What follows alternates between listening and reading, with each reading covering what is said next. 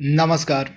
एक बार फिर से आप सभी का बहुत बहुत स्वागत है परीक्षा वर्ल्ड के इस यूट्यूब चैनल में।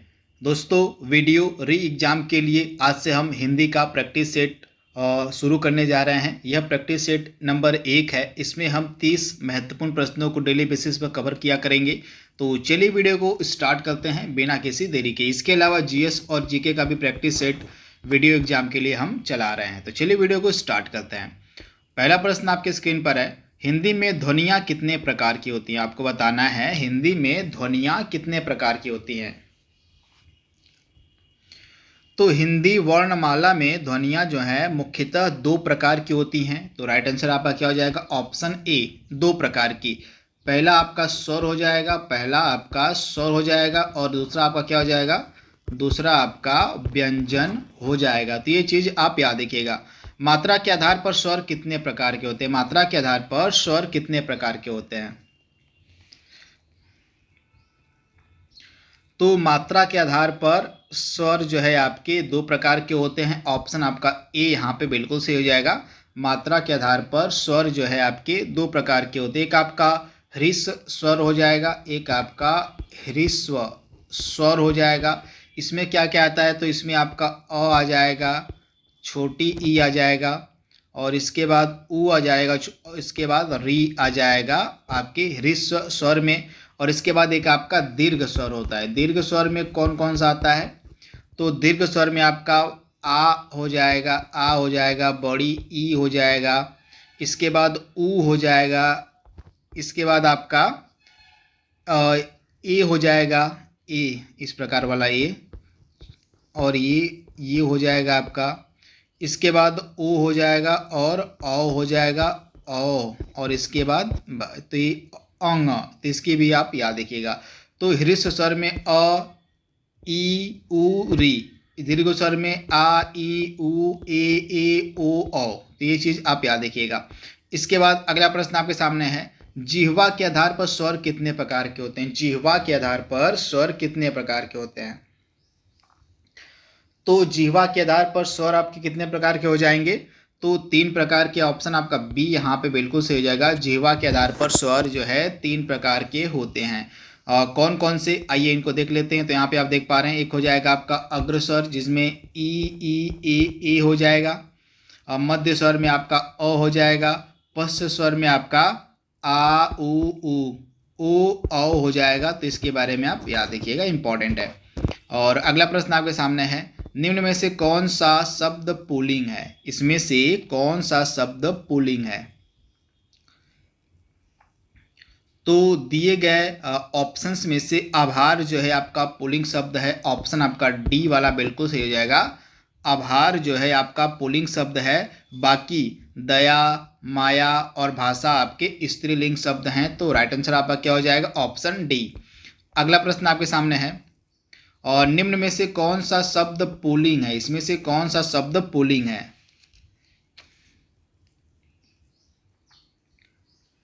तो इसमें से कौन सा शब्द पुल्लिंग है? तो कष्ट। ऑप्शन आपका बी यहाँ पे बिल्कुल सही हो जाएगा। जो कष्ट है यह आपका पुल्लिंग हो जाएगा। तो ऑप्शन आपका बी यहाँ पे बिल्कुल सही हो जाएगा। इसके अलावा आशा हो गया और क्षमा हो गया और सेना हो गया, ये तीनों आपके स्त्रीलिंग शब्द हैं। निम्न में से कौन सा शब्द स्त्रीलिंग है? इसमें से कौन सा शब्द स्त्रीलिंग है? तो निम्न में से कौन सा शब्द स्त्रीलिंग है? तो आय। ऑप्शन आपका डी यहाँ पे बिल्कुल सही हो जाएगा। आय जो है यह स्त्रीलिंग शब्द है। इसके अलावा अन्य जो विकल्प आपके सामने दिख रहे हैं, विवाद हो गया, सार हो गया और रूप हो गया, ये सभी आपके स्त्रीलिंग के एग्जाम्पल हैं। परंतु ये सभी आपके पुल्लिंग के एग्जाम्पल है। परंतु आय जो है आपका क्या है? तो आय आपका यहाँ पे स्त्रीलिंग हो जाएगा। तो ये चीज़ आप याद रखिएगा, आय आपका स्त्रीलिंग हो जाएगा। बाकी आपका विवाद, सार, रूप, ये तीनों आपके पुल्लिंग हैं। अगला प्रश्न आपके सामने है, निम्न में से कौन सा शब्द स्त्रीलिंग है? इसमें से कौन सा शब्द स्त्रीलिंग है?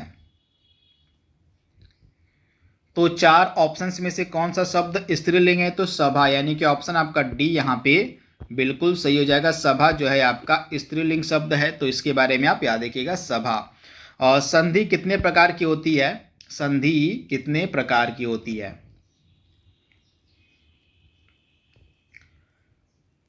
तो इसमें से संधि आपका प्रकार पूछा जा रहा है कितने प्रकार की होती है। तो संधि आपकी जो है 3 प्रकार की होती है।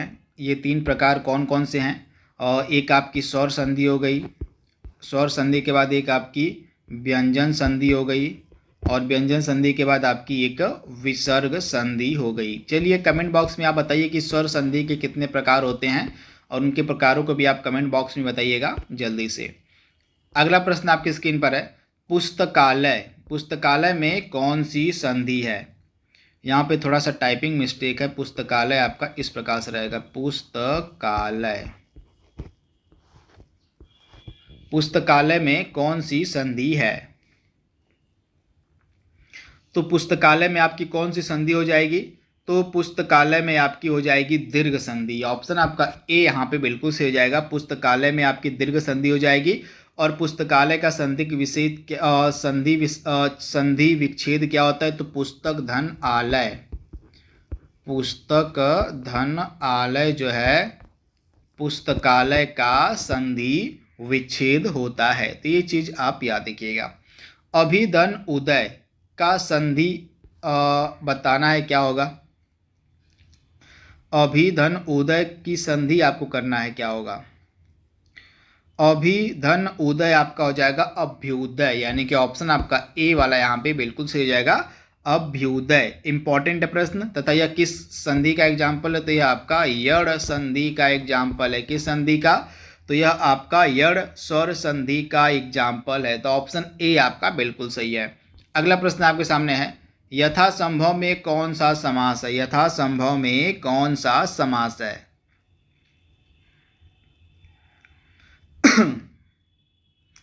तो यह आपका अव्ययी भाव समास का एग्जाम्पल, यानी कि ऑप्शन आपका ए यहाँ पे बिल्कुल सही हो जाएगा। यथासंभव में कौन सा समास है? तो यह जो है अव्ययी भाव समास का एग्जाम्पल है। तो ये चीज़ आप याद रखिएगा। यथासंभव का मतलब कितना है? जितना संभव हो। तो इसके बारे में आप याद रखिएगा। इस समास में होता क्या है? इस समास में जो प्रथम पद होता है वो प्रधान होता है तथा अव्यय होता है। तो ये चीज़ आप याद रखिएगा। परमेश्वर में कौन सा समास है? परमेश्वर में कौन सा समास है आपको बताना है। इंपॉर्टेंट प्रश्न है, बहुत ही ज़्यादा इंपॉर्टेंट प्रश्न है। तो परमेश्वर में आपका भैया कौन सा समास हो जाएगा? काफ़ी महत्वपूर्ण है। तो राइट आंसर आपका क्या हो जाएगा? कर्म धारण, यानी कि ऑप्शन आपका बी यहाँ पे बिल्कुल से हो जाएगा। परमेश्वर में आपका कर्म धारण समास हो जाएगा। इंपॉर्टेंट प्रश्न है। राइट आंसर आपका क्या हो जाएगा? कर्म धारण। इसके बाद अच्छा, परमेश्वर का मतलब क्या हो जाएगा?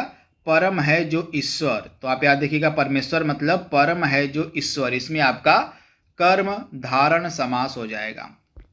अगला महत्वपूर्ण प्रश्न आपके सामने है, अध्यक्ष में कौन सा उपसर्ग है? यहाँ पे उपसर्ग पूछा गया कि अध्यक्ष में कौन सा उपसर्ग है। इस प्रश्न का आंसर जानने से पहले आइए जान लेते हैं कि उपसर्ग होते क्या हैं। तो आप याद रखिएगा, ऐसे शब्दांश जो किसी शब्द के पहले या आदि में जुड़कर उनके अर्थ में परिवर्तन ला देते हैं उनको हम उपसर्ग कहते हैं। तो इसके बारे में आप याद रखिएगा। तो अध्यक्ष में कौन सा उपसर्ग हो जाएगा? अधि हो जाएगा। क्या हो जाएगा? अधि, यानी कि ऑप्शन आपका ए यहाँ पे बिल्कुल सही हो जाएगा, अधि।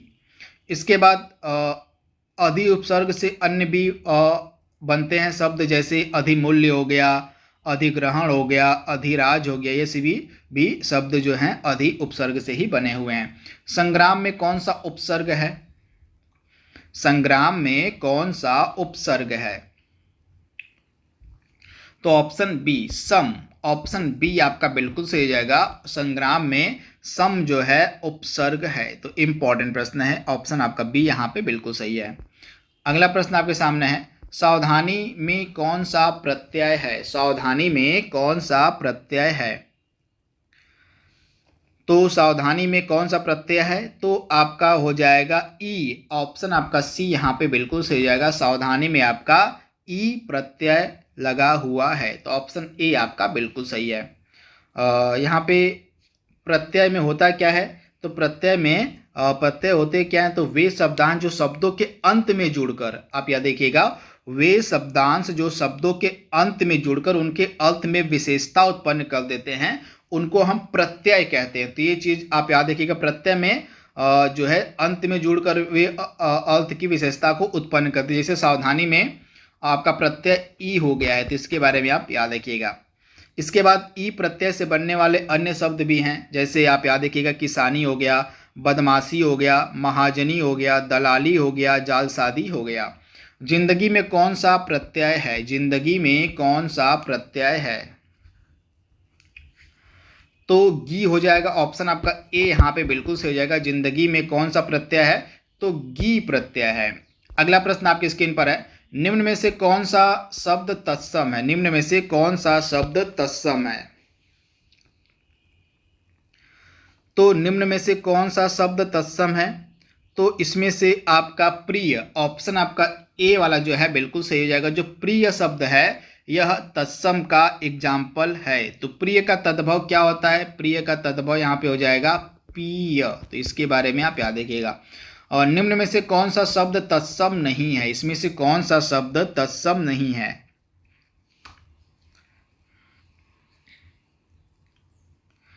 तो इसमें से 4 जो है आपका तत्सम नहीं है। 4 जो है तत्सम नहीं है, यानी कि ऑप्शन आपका यहाँ पे डी जो है बिल्कुल सही हो जाएगा। 4 जो है आपका तत्सम नहीं है।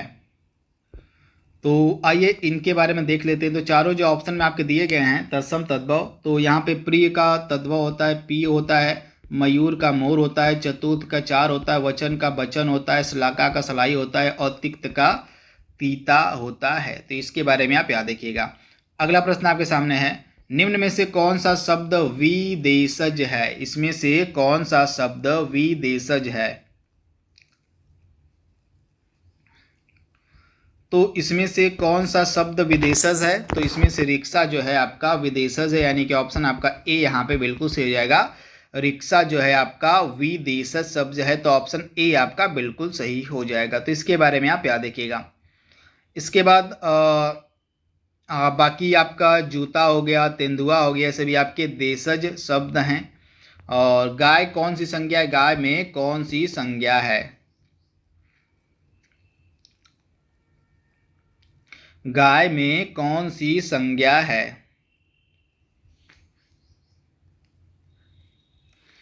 तो गाय में कौन सी संज्ञा हो जाएगी? तो जातिवाचक संज्ञा हो जाएगी, यानी कि ऑप्शन आपका बी यहाँ पे बिल्कुल सही हो जाएगा। गाय में जो है जातिवाचक संज्ञा हो जाएगी। तो इसके बारे में आप याद रखिएगा, इंपॉर्टेंट प्रश्न है। गाय में आपकी जातिवाचक संज्ञा हो जाएगी, तो आप इसे याद रखिएगा। इसमें क्या होता है? जातिवाचक संज्ञा में व्यक्तियों या वस्तुओं की पूरी जाति का बोध होता है। तो इसके बारे में आप याद रखिएगा, जैसे लड़का हो गया, भाई हो गया, घोड़ा हो गया, किताब, शिक्षक, मंत्री, ये सभी आपके जातिवाचक संज्ञा के अंतर्गत आते हैं। अगला प्रश्न आपके सामने है, निम्न में कौन सी भाववाचक संज्ञा? इसमें से कौन सी भाववाचक संज्ञा है? तो इसमें से कौन सी भाववाचक संज्ञा है? तो बीमारी, ऑप्शन आपका डी यहाँ पे बिल्कुल सही हो जाएगा। जो बीमारी है भाववाचक संज्ञा का एग्जाम्पल है। तो इसके बारे में आप याद रखिएगा, इंपॉर्टेंट है। इसमें क्या होता है? भाववाचक संज्ञा में जिस संज्ञा से भाव, दशा, धर्म, गुण या कार्य का बोध होता है उसे हम भाववाचक संज्ञा कहते हैं। तो ऑप्शन आपका जो यहाँ पे डी वाला है बिल्कुल सही हो जाएगा। हिंदी में कुल कितने सर्वनाम हैं? हिंदी में सर्वनाम कितने हैं? इंपॉर्टेंट है। तो हिंदी में कुल स्वीकृत आपके 11 सर्वनाम होते हैं। तो ऑप्शन आपका सी यहाँ पे बिल्कुल सही है। देख लेते हैं यहाँ पे। तो यहाँ पे लिखा गया है, हिंदी में कुल स्वीकृत 11 सर्वनाम है, जैसे मैं, तू, आप, यह, वह, सो, जो, सो, कोई, कुछ, कौन, क्या, ये सभी आपके हिंदी में कुल 11 स्वीकृत सर्वनाम है। तो इनके बारे में आप याद रखिएगा। अगला प्रश्न आपके सामने है, सर्वनाम के कुल कितने भेद होते हैं, प्रकार होते हैं? सर्वनाम के कुल कितने भेद या प्रकार होते हैं? तो सर्वनाम के आपके 6 भेद होते हैं। ऑप्शन आपका बी यहाँ पे बिल्कुल सही हो जाएगा। सर्वनाम के 6 भेद होते हैं। कौन कौन से देख लेते हैं यहाँ पे। तो यहाँ पे देख पा रहे हैं, सर्वनाम सबसे पहले जान लेते हैं क्या होता है। जो शब्द संज्ञा के स्थान पर प्रयुक्त होते हैं उन्हें हम सर्वनाम कहते हैं। पहली चीज़ तो ये आपको पता होनी चाहिए, जो शब्द संज्ञा के स्थान पर प्रयुक्त होते हैं उन्हें हम सर्वनाम कहते हैं। सर्वनाम के 6 भेद होते हैं, पुरुषवाचक सर्वनाम, निश्चयवाचक सर्वनाम, निजवाचक सर्वनाम, संबंधवाचक सर्वनाम निश्चयवाचक सर्वनाम और प्रश्नवाचक सर्वनाम। तो ये 6 भेद हैं आपके सर्वनाम के। अगला प्रश्न आपके सामने है, पर्वती में कौन सा विशेषण है? पर्वती कौन सा विशेषण है आपको बताना है। तो यह आपका गुणवाचक विशेषण हो जाएगा, यानी कि ऑप्शन आपका ए यहाँ पे बिल्कुल सही हो जाएगा। विशेषण में होता क्या है? विशेषण के जिस रूप में किसी संज्ञा या सर्वनाम का गुण, दोष, रूप, रंग, आकार, प्रकार, संबंध, दशा आदि का पता चले उसे हम गुणवाचक विशेषण कहते हैं। तो इसके बारे में आप याद रखिएगा, यानी कि गुणवाचक विशेषण में क्या होता है? किसी संज्ञा या सर्वनाम का गुण, दोष, रंग, रूप, आकार, प्रकार, संबंध, दशा आदि का पता चलता है। तो इसके बारे में आप याद रखिएगा। ऑप्शन ए आपका बिल्कुल सही है, आपका गुणवाचक विशेषण है। निम्न में कौन सा शब्द विशेषण है? इसमें से कौन सा शब्द विशेषण है? तो चमकीला, ऑप्शन आपका बी यहाँ पे बिल्कुल सही हो जाएगा। चमकीला जो है आपका यह एक विशेषण है। ऑप्शन आपका बी यहाँ पे बिल्कुल सही हो जाएगा। चमकीला क्या है? तो चमकीला एक विशेषण है। इसके बाद जो शब्द संज्ञा की विशेषता बताते हैं उन्हें हम क्या कहते हैं? जो शब्द संज्ञा की विशेषता बताते हैं उनको हम क्या कहते हैं? काफी सिंपल सा प्रश्न है, आई होप इसका आंसर सभी को आ रहा होगा। तो जो शब्द संज्ञा की विशेषता बताते हैं उन्हें हम क्या कहते हैं? विशेषण कहते हैं। ऑप्शन आपका बी यहाँ पे बिल्कुल सही जाएगा। उन्हें हम क्या कहते हैं? तो उन्हें हम विशेषण कहते हैं। अगला प्रश्न आपके सामने है, तो यह लास्ट प्रश्न था। तो इस तरह से हमने इम्पॉर्टेंट जो भी आज के फर्स्ट प्रैक्टिस सेट में प्रश्न बन सकते थे सामान्य हिंदी के, उनको हमने देखा है। इसी तरह से करंट अफेयर्स की भी क्लास हम स्टार्ट करने वाले हैं वीडियो के लिए। तो बने रहिए हमारे इस चैनल के साथ, हमारे चैनल को सपोर्ट करिए अच्छे कंटेंट पाने के लिए। तब तक के लिए thank you, thanks for watching, thank you.